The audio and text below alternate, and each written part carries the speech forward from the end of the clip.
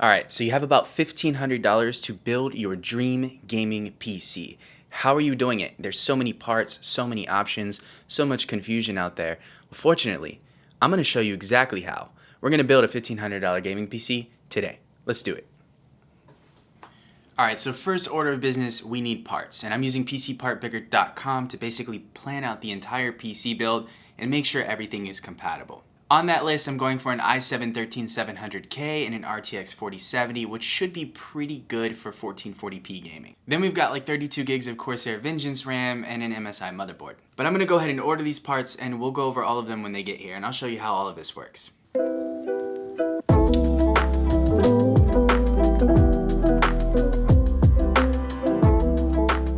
Alright. Parts are ordered. Now just a heads up, this is arguably the least fun part of the process. You gotta wait for the stuff to get here, so I'll see you when it gets here.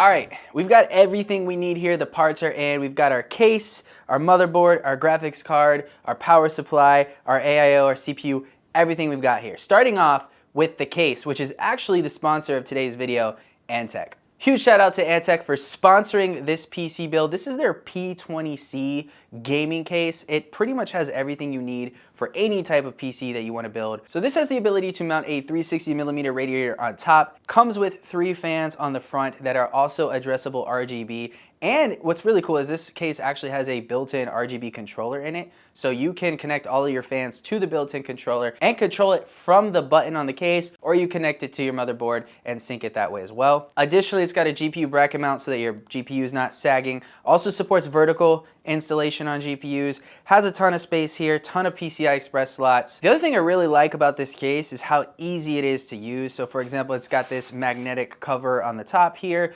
plus the ability to take off the front is really easy. You can clean it, all kinds of different cool things that are just really easy to use on this case. The other thing that you want to keep in mind when you're building a gaming PC is airflow, because obviously things have to flow well. You got to keep things cool.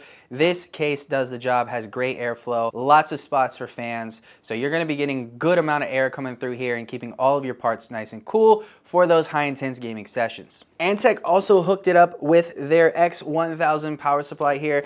This is an 80+ gold certified power supply, modular, 92% max efficiency, putting out 1,000 watts, which is a little bit overkill for this PC, but gives you plenty of room to upgrade down the line. Also backed by their 10-year warranty, which is really good for power supplies, because if you run into any issues, it shorts out, whatever, you're gonna wanna make sure that's covered, and they got you covered with their 10-year warranty. As far as the rest of the parts, we've got the MSI Pro B760p Wi-Fi here with 6E Wi-Fi. Great little motherboard for what we're gonna use it for. Also got the Deepcool LS720 SE AIO. Again, a little bit overkill for the chip that we're going to use, but provides you room for upgrades in the future. We're rocking the i7-13700K, along with the 970 Evo Plus SSD, and some Corsair Vengeance Pro RAM, 32 gigs. And then we went with the GeForce RTX 4070, which is going to be great for 1440p gaming. Nothing intense, nothing crazy, but good enough to put out some pretty decent graphics on some AAA games at 1440p. That's pretty much all you need to build a PC. We've got everything here. Now all we have to do is unbox all of this stuff, start putting it together, route the cables through the cable management, which by the way, this P20C case is great for tons of grommets to route your cables through, clean it all up, put it together, install Windows, and we're good to go. And then we can start using it and testing it as a gaming PC. So with that said, let's go ahead and jump in and get this thing built. So the first thing we're gonna do is pop in this power supply into the case so that we get that taken care of and it's ready to go. Then we could put together all of the rest of it and just slap it in, plug it in, and get going. So without any further delay, let's get this power supply in here.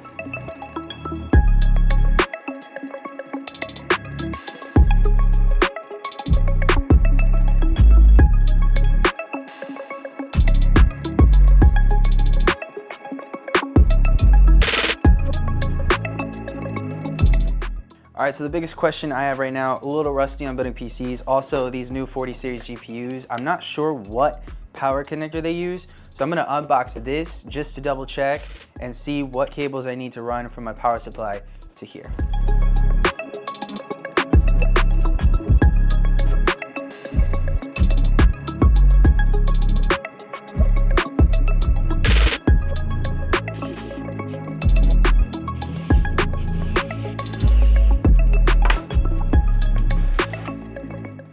All right, so now that we got the power supply in and routed all of the necessary cables to the grommets, we get to dive into the fun stuff and go ahead and bust out the motherboard, put the i7 on it along with the NVMe drive.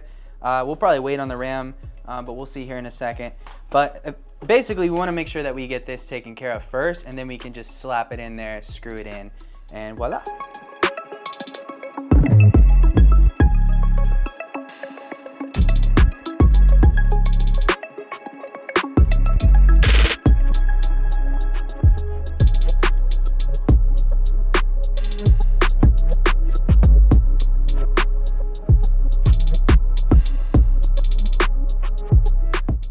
All right, so now we're gonna go ahead and pop the NVMe in here. Now this is 1 terabyte, but as you can see, it is pretty small, but remember, size doesn't matter. It's all about how you use it. At least that's what my ex said, but that's probably why she's my ex. What did he say?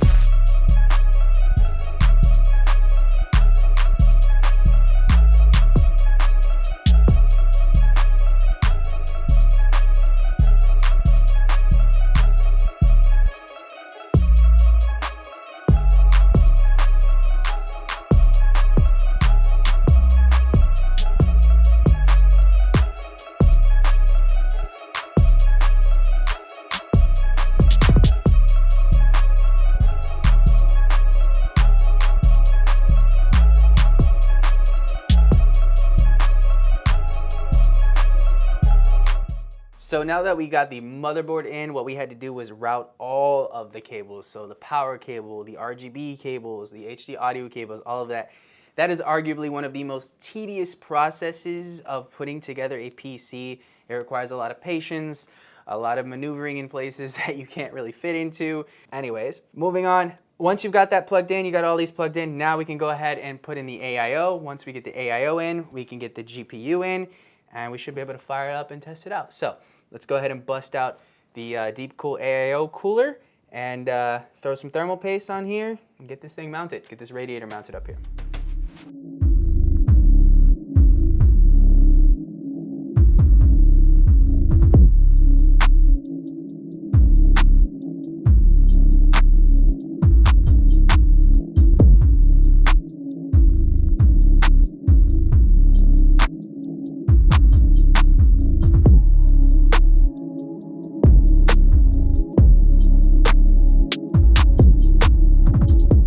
All right, now that we got the AIO in here, and unfortunately I'm not a huge fan of the way that these cables for the pump and fans worked out, but we were able to kind of square them away and tuck them in as best as possible. But now that this is in here, we can go ahead and put in our GPU, and that'll be the last step. Plug in the GPU into the PCI Express slot, plug in the power, patch everything up, and hopefully this thing turns on.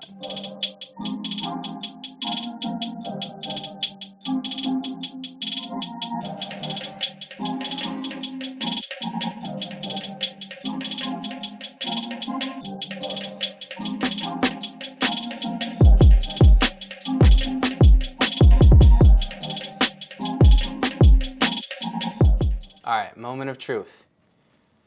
Will it turn on?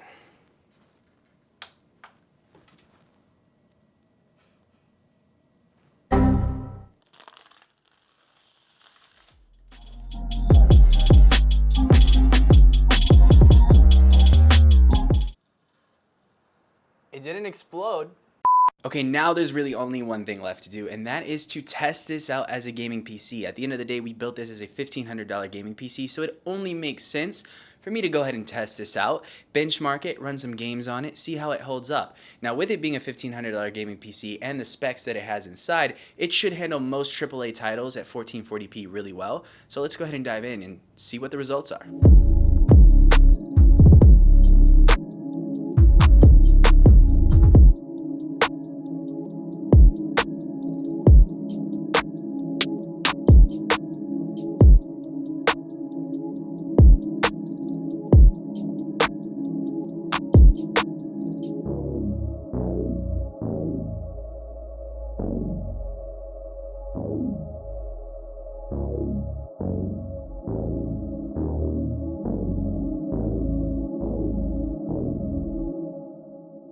So as you could see, guys, this computer is doing fantastic. I mean, it was running all of my games at max settings and getting about 120 frames per second. Not only that, temperatures were great and it wasn't getting very loud. The fans were not ramping up that high, which honestly, this was pretty cool to see because as someone who has a 4090 and a 13900K and my computer costs about double what this did, I mean, something like this would do great for pretty much any casual gamer. And honestly, casual gamer is kind of a stretch. This is just really a beast of a machine. That Antec P20C case was keeping the airflow really cool, which I believe definitely helped. And also, it helps to have the right parts. So make sure that when you're planning a PC build, you're looking for the parts that will be the best bang for your budget, but also specific for what you're looking for. So if you're gaming, you obviously are going to want to focus on parts that are great for gaming. And in this case, the 4070 is a great value for that. And again, some of this is overkill, like that AIO is not necessarily needed for a 13700K, but at the end of the day, it is helping keep that CPU cool